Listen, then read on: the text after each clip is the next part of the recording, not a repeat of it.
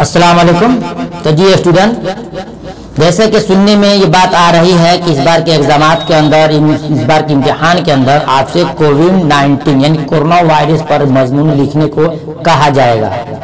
ये चीज़ सही है क्योंकि आज हमारे हिंदुस्तान में पूरे मुल्क के अंदर जो परेशानी आई है उसके मद्देनजर हो सकता है आपसे इम्तिहानात में पूछे जाए। तो आइए मैं आपको कोरोना वायरस पर एक ऐसा बेहतरीन मजमून देता हूँ जो शॉर्टकट में होगा, मुख्तसर में होगा, लेकिन आपके लिए बहुत कारामद और हेल्पफुल होगा। तो उसको आपको याद करना है, उसको पढ़ना है, देखना है। आइए शुरू करते हैं।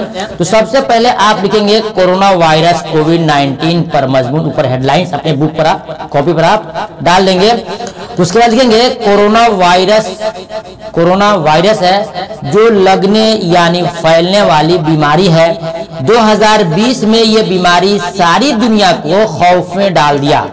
खबरों के मुताबिक ये बीमारी चीन से चली और पूरी दुनिया में फैल गई और इस तरह यह बीमारी फैली कि किसी ने ऐसा सोचा भी न होगा।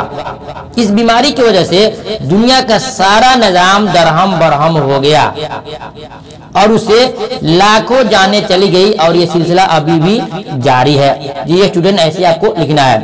कोरोना वायरस एक वायरस है जो सांस के जरिए इंसान के अंदर दाखिल होती है, जिसकी वजह से जुकाम, सर दर्द और सांस लेने में परेशानी होती है। शक व शुबह वाले मरीजों से मेल जोल न रखे जाएं कि इससे बीमारी लगने का डर है। इससे बचाव के लिए अभी तक कोई ठोस दवाई नहीं बन पाई है। फिलहाल एक ही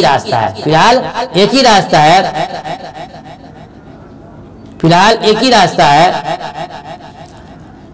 कि एक दूसरे से दूरी बनाए रखें और मास्क का इस्तेमाल जरूरी समझें और साफ सफाई का ख्याल रखें। सबसे बड़ी दुख की बात यह है कि इस बीमारी से जहां माशी तंगी यानी रोजी रोटी का मसला, माशी तंगी का सामना करना पड़ा, वहीं दरसो तदरीस यानी पढ़ाई पर काफी असर पड़ा है।